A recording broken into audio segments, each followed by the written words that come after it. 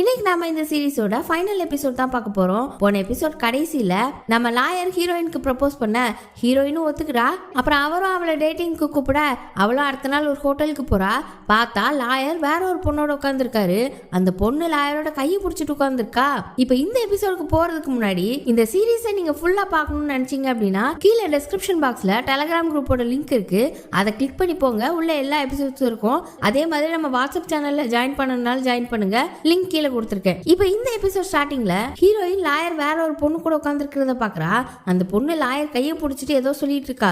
இவளுக்குலாம் ரொம்ப கஷ்டமா போயிடுச்சு. அப்படியே அங்க இருந்து வெளியில வந்து, நான் ரொம்ப அவசரப்பட்டுட்டேன், இப்படியா என்ன ஏமாத்துவான்னு நினைச்சிட்டு இருக்கா.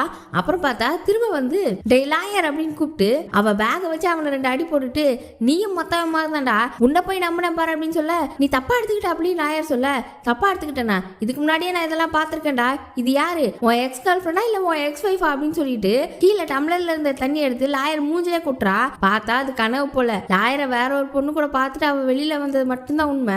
அதுக்கப்புறம் அவ போய் திட்டினது கனவு. ஜே தான் தண்ணி ஊத்தி வேலை எழுப்பியிருக்கான். அப்படியே படுத்துக்கிட்டே அவ நிலைமை நினைச்சு அழுகுறா. லாயரை பார்த்தா அடுத்த நாள் காலையில அவ வீட்டு முன்னாடி இன்னும் போன் பண்ணி பாக்குறாரு. அவளுக்கு மெசேஜ் பண்ணி பாக்குறாரு. எந்த ரிப்ளையுமே இல்ல.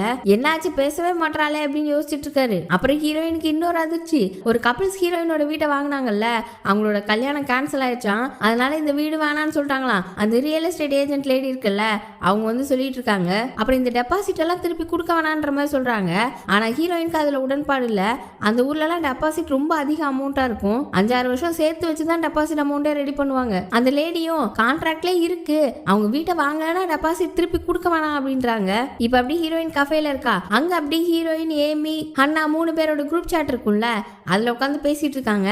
ஹன்னா வீட்டை பத்தி கேட்டுட்டு இருக்கா, ஏமி லாயரை பத்தி கேட்டுட்டு இருக்கா. எல்லா விஷயத்தையும் சொல்லிட்டா போல. நீ டெபாசிட்ட கொடுக்காத அப்படின்னு சொல்லி ஹன்னா சொல்ல, ஏமி இருந்துட்டு இந்த லாயர் இப்படியா பண்ணிட்டாரு அப்படின்னு சொல்லி பேசிட்டு இருக்கா. அதே நேரம் அங்க லாயரும் வந்துடுறாரு. இவ ஃபர்ஸ்டே லாயரை பார்த்துட்டா. உடனே பக்கத்துல ஒரு ரூம்குள்ள போய் ஒளிஞ்சுக்கிட்டா.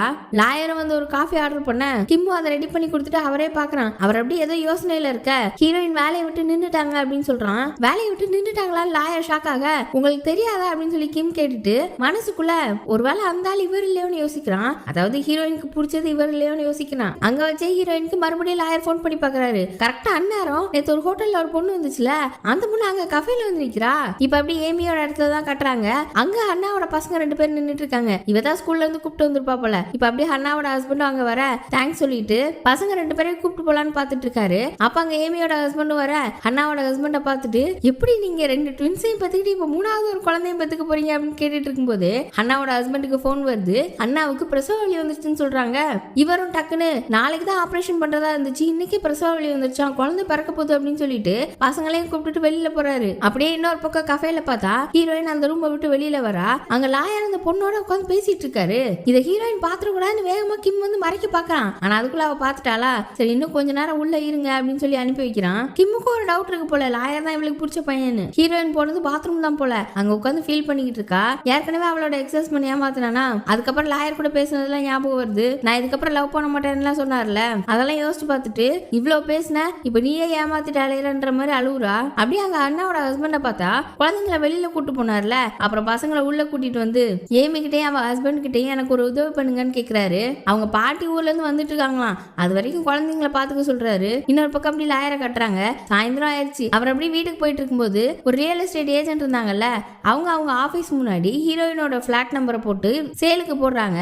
அதை பார்த்துட்டு அந்த வீடு தான் வித்துருச்சுல, மறுபடியும் சேலுக்கு போட்டிருக்கீங்கன்னு கேட்க, அந்த வீடு வாங்கினவங்க கல்யாணம் கேன்சல் ஆயிடுச்சு, அதனால வீடு வேணான்னு சொல்லிட்டாங்க அப்படின்னு சொல்றாங்க. இப்ப அப்படி ஹீரோயின் வீட்டுல தான் நிக்கிறாரு. அவ தங்கச்சி தான் வெளியில வந்து லாயர் கிட்ட பேசுறா. அக்கா தூங்கிட்டு இருக்கா, அவளுக்கு ஏதோ ஸ்ட்ரெஸ்ஸா இருக்கு போல, இன்னைக்கு ஏதாவது கஷ்டமா இருந்தா இப்படிதான் சீக்கிரம் தூங்கிடுவா அப்படின்னு சொல்ல, லாயரும் சரி சாப்பிட்டாலான்னு கேக்குறாரு. உங்களுக்கு ஏதாவது முக்கியமான விஷயம்னா நான் எழுப்புறேன்னு சொல்லும்போது இல்ல வேணாம் பரவாயில்லன்னு போயிட்டாரு. இப்ப அப்படி அடுத்த நாள் காலையில லாயர் ஆபீஸ்க்கு வந்தா ஹீரோயின் அங்க வேலை பார்த்துட்டு இருக்கா. இவன் அவர்கிட்ட போய், நான் எத்தனை போன் பண்ணேன், உன்னை இங்கெல்லாம் தேடினேன், நீ ஏன் எனக்கு ரிப்ளை பண்ணல, எந்த போன் அட்டன் பண்ணல, நம்ம வீக்கெண்ட்ல மீட் பண்றதா தான் இருந்துச்சு, நான் எவ்வளவு கஷ்டப்பட்டேன் தெரியுமா அப்படின்னு கேக்குறாரு. அவ சிம்பிளா அப்படியா அப்படின்னு சொல்லிட்டு முடிக்க, போன் பண்ணா எடுக்க மாட்டேற, கஃபேல வேலையை விட்டு நின்று இருக்க, நான் உன் வீட்டுக்குலாம் வந்து தேடினேன், நாய் மாதிரி உன்னை தேடிட்டு இருந்தேன் தெரியுமான்னு கொஞ்சம் கடுப்பாகிறாரு. அதான் நான் வேலைக்கு வருவேன்ல, என்னதுக்கு தேடுறீங்கன்னு கேக்குறா. அது ஏன்னு கேட்க, நான் வாழணும்ல, அதுக்கு எனக்கு காசு வேணும், நான் ஏன் ஒளிஞ்சிருக்கணும், நான் என்ன தப்பு பண்ணேன் அப்படின்னு கேக்குறா. இவர் ஒண்ணு வீடு விக்கலன்னு வருத்தமா இருக்கியா, அந்த ரியல் எஸ்டேட் ஏஜென்ட் வேற போஸ்ட் மறுபடியும் போட்டாங்க, நான் அதை பார்த்தேன், அதனாலதான் மூட் அவுட்ல இருக்கேன்னு கேட்க அப்படி கூட இருக்கலாம், ஆனா அதெல்லாம் உங்களுக்கு தேவையில்லாத விஷயம் அப்படின்னு சொல்லிடுறா. வெறும் விடுற மாதிரி இல்ல, கான்ட்ராக்ட் கேன்சல் பண்ணிருக்காங்க, நீ அந்த டெபாசிட் பணத்தெல்லாம் திருப்பி கொடுக்க வேணாம், அவங்க கேட்கல கான்ட்ராக்ட்ல இருக்கும், அவங்க கேன்சல் பண்ணிட்டாங்கன்னா டெபாசிட் கொடுக்க வேணாம் அப்படின்ற மாதிரிலாம் பேசிட்டு இருக்காரு. இவ உடனே அப்படியே கத்த ஆரம்பிச்சிட்டா. அவங்க அந்த டெபாசிட் பணத்துக்காக எவ்வளவு கஷ்டப்பட்டு உழைச்சிருப்பாங்க, எவ்வளவு நாளா சேர்த்து வச்சிருந்திருப்பாங்க, அது அவங்க கல்யாணத்துக்கு சேர்த்து வச்ச காசா கூட இருக்கலாம், அவங்க கல்யாணம் நின்றுச்சு, நானும் அந்த மாதிரி தான் இருந்தேன், நானும் நல்ல வாழ்க்கை தான் வாழணும்னு நினைச்சேன், நானும் டெபாசிட் கொடுக்கணும்னு கஷ்டப்பட்டு தான் சேர்த்து வச்சேன், நான் ரொம்ப பெருமைப்பட்டேன் ஒரு வீடை வாங்கிட்டோம் அப்படின்னு, அப்படி இருந்தனா எப்படி அவங்க கிட்ட டெபாசிட் பணத்தை திருப்பி கொடுக்க முடியும்னு அங்கே உட்காந்து அழ ஆரம்பிச்சிட்டா. அப்படி இன்னொரு பக்கம் ஏமியை பார்த்தா அவளும் அவ ஹஸ்பண்டும் அண்ணாவோட பசங்களை பிளே ஏரியால போய் விளையாட விட்டுட்டு இருக்காங்க. அதுங்க நல்லா விளையாண்டுட்டு இருக்குதுங்க. வீடியோ கால்ல அண்ணா ஹஸ்பண்ட் இருக்காரு, நல்லா விளையாட விடுங்க, நல்லா எனர்ஜெட்டிக்கா விளையாடணும், அப்பதான் ரெஸ்ட் எடுக்குங்க அப்புறமா அப்படின்னு சொல்லிட்டு இருக்காங்க. இவங்களும் ரொம்ப கஷ்டப்பட்டு இருக்காங்க. அப்புறம் பார்த்தா அண்ணாவோட பையன் ஒரு இடத்துல உட்காந்து தூங்க, அவனை தூங்க விட்டுறாதீங்க, அப்புறம் நைட்டு தூங்க மாட்டான் அப்படின்னு சொல்ல அப்படியே திரும்ப கஷ்டப்பட்டு ரொம்ப விளையாட வச்சுட்டு இருக்காங்க. அப்படி லாயர் ஆபீஸ்ல லாயர் ஹீரோயினை கொஞ்சம் சமாதானப்படுத்தி சோஃபால உட்கார வச்சு என்னாச்சு என் மேல ஏதாவது கோவமா இருக்கேன்னு கேக்குறாரு. அவ இல்லன்னு சொல்ல, ஆனா நான் கோவமா இருக்கேன், நான் உனக்காக எவ்வளவு நேரம் வெயிட் பண்ண தெரியுமா, நான் அந்த ரெஸ்டாரண்ட் மூடுற வரைக்கும் அங்கதான் இருந்தேன், நீ வரல நான் எவ்வளவு வருத்தப்பட்டேன், ஆனா நீ என்கிட்ட எதுவுமே சொல்லல, வீட்டுக்கும் வந்து வெயிட் பண்ண அப்படின்னு சொல்றாரு. வீட்டுக்கு வெளியில வேற ஆரஞ்சு பழம்லாம் வச்சுட்டு போயிருந்திருக்காரு. அவரே பார்த்துட்டு மனசுக்குள்ள மறுபடியும் நான் ஏமாத்துட்டேன் அப்படின்னு சொல்லிட்டு அவர்கிட்ட எனக்கு உங்களை பிடிக்கல, அதனாலதான் நான் உங்களை பார்க்க வரல அப்படின்னு சொல்றா. ஆனா அவரு இல்ல நீ அங்க வந்த நீ வேற எதையோ பார்த்துட்டு கோவமா இருக்க, கரெக்ட் தானே, என்ன விஷயம் அப்படின்னு கேட்க ஆமா பார்த்தேன் என்னும் போது நீ ஏன் என்கிட்ட எதுவுமே கேட்க மாட்டேற அப்படின்றாரு. அப்பதான் அவளும் அந்த பொண்ணு யாருன்னு கேட்கிறா. என்னோட எக்ஸ் ஒய்ஃப்னு சொல்ல, பாத்தீங்களா அதனாலதான் நான் கேட்கல, இப்படிதான் நான் எப்ப பார்த்தாலும் ஏமாந்துட்டு இருக்கேன்னு சொல்ல அவர் அப்பதான் சொல்றாரு அந்த பொண்ணை இவர் வாண்டடா போய் பார்க்கலாம் செய்யல, அந்த பொண்ணு நிறைய தடவை போன் பண்ணிருக்கா, இவர் அட்டனே பண்ணல, மெசேஜும் பண்ணிருக்கா, இவர் ரிப்ளை பண்ணாம தான் இருந்திருக்காரு. அப்புறம் அந்த ரெஸ்டாரண்ட்ல வச்சு தற்செயலா தான் அவர் அவளை பார்த்திருக்காரு. அந்த பொண்ணு அவர்கிட்ட வந்து பேச ஆரம்பிச்சிருக்கா. அவ ஏதோ டிவோர்ஸ் எக்ஸ்பிரஸ்னு ஒரு ரியாலிட்டி ஷோல இருக்கலாம், அதுல அவங்களோட முன்னாள் வாழ்க்கையை பத்தி எல்லாம் பேசணுமா. இந்த பொண்ணு ஏற்கனவே வேற ஒருத்தரோட அஃபேர் வச்சிருந்ததுனால தான் லாயர் இவளை டைவர்ஸ் பண்ணிருப்பாரு. அந்த விஷயத்த வெளியில சோசியல் மீடியால எதுலயும் போட்டுறாதீங்கன்னு சொல்றதுக்காக தான் இவன் வந்து பேசியிருக்கா. அப்ப அந்த ரெஸ்டாரண்ட்ல வச்சு பார்த்து பேசினது அப்படின்னு கேட்க அங்க கிம்மோட ரெஸ்டாரண்ட்ல வச்சு பேசியிருக்காருல, அது எதுக்குன்னா அது தற்செயலா தான் வந்திருக்கா வாங்க, ஆனா அவ லாயரை பார்க்க வரல, கிம்ம பார்க்க வந்திருக்கா, கிம்ம தான் அழகா இருப்பான்ல, அதனால அவனை பார்க்கறதுக்காகவே கஃபேக்கு வராங்க, அவளும் அதுக்காக தான் வந்திருந்திருக்கா. ஒரு வழியா இவங்க ரெண்டு பேர் சமாதானம் ஆகி ஒரு ரெஸ்டாரண்ட்ல உட்காந்து ஃபர்ஸ்ட் டே டேட்டிங் என்ஜாய் பண்ணிட்டு இருக்காங்க. அப்புறம் அப்படி வீட்டுக்கு போற வழியில நம்ம இந்த ஊர்ல நமக்கான மெமரிஸ் நிறைய கிரியேட் பண்ணணும் அவ சொல்லிட்டு இருக்க, டக்குனு அவளை கிஸ் பண்ணிட்டாரு. ரெண்டு பேரும் ஒரு வழியா ஒண்ணு சேர்ந்துட்டாங்க. ஆக இந்த சீரியலோட ஹீரோ நம்ம லாயர் தான். இன்னொரு பக்கம் அப்படி ஏமியோட வீட்டுல பார்த்தா அவ சமையல் பண்றேன்ற பேர்ல புகை விட தீய விட விட்டுட்டு இருக்கா. அப்புறம் அப்படி சாப்பாடுலாம் ரெடி பண்ணி கொண்டு வச்சா சாப்பாடு நல்லாவே இல்ல, அந்த பசங்களுக்கும் பிடிக்கல. அண்ணாவோட பொண்ணு இருந்துட்டு எப்படி இதெல்லாம் இவ்வளவு நாள் நீங்க சாப்பிடுறீங்கலாம் கேக்குறா. இப்ப அப்படியே அந்த சாப்பாடு சாப்பிடும்போது அவங்க அம்மா ஞாபகம் வேற வந்துருச்சான். அந்த பசங்க சொல்லி ஆல ஏமியோட ஹஸ்பண்ட் சமாதானப்படுத்தும் போது ஏமி போனுக்கு ஒரு போட்டோ வருது, அண்ணாக்கு குழந்தை பிறந்துருச்சான், பெண் குழந்தை பிறந்திருக்கு. அந்த போட்டோவையும் பசங்களுக்கும் அவனுக்கும் காட்ட அந்த குழந்தைய பார்க்க ரொம்ப அழகா இருக்கு. அப்படி இன்னொரு பக்கம் ஹீரோயினை பார்த்தா லாயர் ஹீரோயினுக்கு ஆரஞ்சு வாங்கி வச்சிருப்பார்ல, அதை சாப்பிட்டுட்டு இருக்கா. அப்ப ஹீரோயினுக்கு அந்த போட்டோ வர அவ தங்கச்சிக்கெல்லாம் காட்டி பேசிட்டு இருக்கா, ரொம்ப குட்டியா இருக்கு, அண்ணா மாதிரியே இருக்கு அப்படின்லாம் பேசிட்டு இருக்காங்க. அப்படி மேல் ஃப்ளோர்ல ஏமியை பார்த்தா அந்த பசங்களை ஒரு வழியா தூங்க வச்சிட்டாங்க போல. அவங்க பாட்டி வந்துட்டே இருக்காங்க, கொஞ்ச நேரத்துல வந்துருவாங்களாம். ரெண்டு பேருக்கு ரொம்ப டயர்ட் ஆயிடுச்சு, சோஃபால உட்காந்துட்டு இருக்க. அப்ப ஏமி ஹஸ்பண்ட் கிட்ட இன்னைக்கு தான் நான் உங்களை ரொம்ப வித்தியாசமா பார்த்தேன், உங்களோட புது முகம் எனக்கு தெரிஞ்சது, நீங்க ரொம்ப நல்லவரு, பசங்களை இவ்வளவு அழகா பாத்துக்கிட்டீங்க, நீங்க நல்ல அப்பாவா இருப்பீங்க அப்பெல்லாம் பேசிட்டு இருக்கா. இப்பதான் ஒரு ஃபேமிலிக்கான ஃபீலே வருது இவங்க வீட்டுல. இப்ப அப்படி ஹீரோயின் வாய்ஸ் ஓவர்ல எல்லாரோட லைஃபையும் கொஞ்சம் காட்டுறாங்க. எல்லாருமே சாதாரணமா வாழ்றதுக்காக ஓடுறோம், ஒரு அபார்ட்மெண்ட் வாங்கணும், கல்யாணம் பண்ணணும், கார் வாங்கணும், குழந்தைங்களை வளர்க்கணும், எல்லாரோட வாழ்க்கை கிட்டத்தட்ட ஒரே மாதிரி தான் இருக்கு. ஆனா நம்ம நல்லா பார்த்தோம்னா தான் தெரியுது எல்லாரோட வாழ்க்கையும் வித்தியாசமா தான் இருக்கு அப்படின்னு சொல்லிட்டு இருக்க.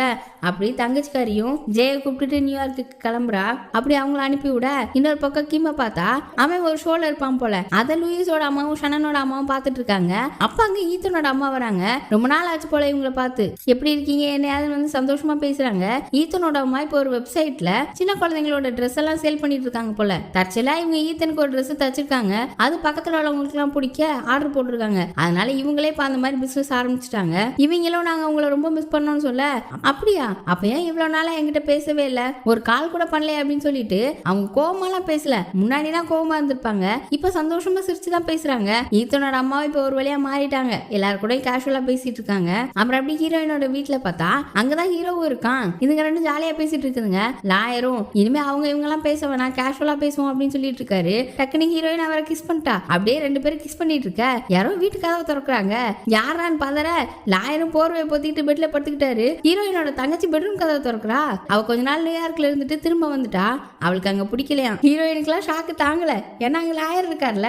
ஜேவும் அங்க லாயர் அங்கிள் என்ன பண்றாரு அப்படின்னு கேக்குறான். அவரு ஹிஹின்னு சிரிக்க நைஸா அப்படி தங்கச்சிக்காரி வெளியில போறா.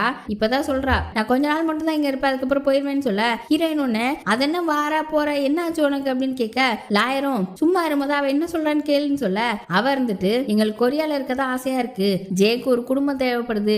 அவனோட பாட்டி தாத்தா அவனோட ஆன்டி எல்லாரும் கூட இருக்கதான் ஆசைப்படுறான். அது மட்டும் இல்லாம நானும் அப்படிதான் ஆசைப்படுறேன் அப்படின்னு சொல்றா. இப்ப எல்லாரும் கெட் டுகெதர் மாதிரி மீட் பண்றாங்க. ஹீரோயின், லாயர், ஏமி அவ ஹஸ்பண்ட், ஹன்னாவோட ஹஸ்பண்ட், அவங்க பசங்க, ஹீரோயின் தங்கச்சி ஜே.